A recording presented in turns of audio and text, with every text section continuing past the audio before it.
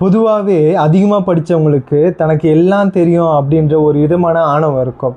அப்படி தனக்கு தான் எல்லாம் தெரியும் அப்படின்னு நக்கீரருடைய ஆணவத்தையும் அகங்காரத்தையும் சிவபெருமான் அடக்கி அவருக்கு அனுகிரகம் செய்ததை திருவிளையாடல் புராணத்தில் அழகாக குறிப்பிட்டிருக்காங்க.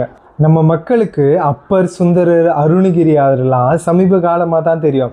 ஆனால் நக்கீரரை நம்ம மக்களுக்கு நிறைய பேருக்கு ரொம்ப வருஷமாகவே தெரியும். அதற்கான காரணம் சிவாஜி நடித்த திருவிளையாடல் புராணம் அப்படின்ற படம் தான். ஆனால் அந்த திரைப்படத்தில் சுவாரஸ்யமாக இருக்கணும் அப்படின்றதுக்காக நிறைய காட்சிகளும் வசனங்களும் அவங்களுடைய இஷ்டத்துக்கு நிறைய சேர்த்து எடுத்திருப்பாங்க அந்த திரைப்படத்தில். அப்படி ஒரு சிறப்பான ஒரு வசனம் இருக்கும் அந்த படத்தில். என்னென்னா, சங்கருப்பது எங்கள் குலம், சங்கரனாருக்கு ஏது குலம், சங்கை அறிந்துண்டு வாழ்வும் மரணே உன் போல் இறந்துண்டு வாழ்வதில்லை அப்படின்ற மாதிரி சிவன் எழுதிய பாட்டில் தான் பிழை அப்படின்னு காட்சிப்படுத்தியிருப்பாங்க திரைப்படத்தில். உண்மையை சொல்லப்போனால் இதில் பல விஷயங்கள் தவறாக தான் சித்தரிச்சிருக்காங்க இந்த படத்தில். நக்கீரர் மேலே தான் இங்கே எல்லா பிழையும். ஒரு சாதாரண மானிட பெண்ணுக்கு கூந்தலில் நறுமணம் இல்லைன்னா அது சரிதான். ஆனால் உமையவளான அன்னை பராசக்தியின் கூந்தலுக்கே நறுமணம் இல்லைன்னு சொன்னது நக்கீரர் செய்த மிகப்பெரிய தவறு. இந்த உலகத்தில் மண்ணிலிருந்து மலை வரைக்கும் உயிர் உள்ளது உயிரற்றதுன்னு எல்லாவாகவும் இருப்பது அன்னை பராசக்தி தான்.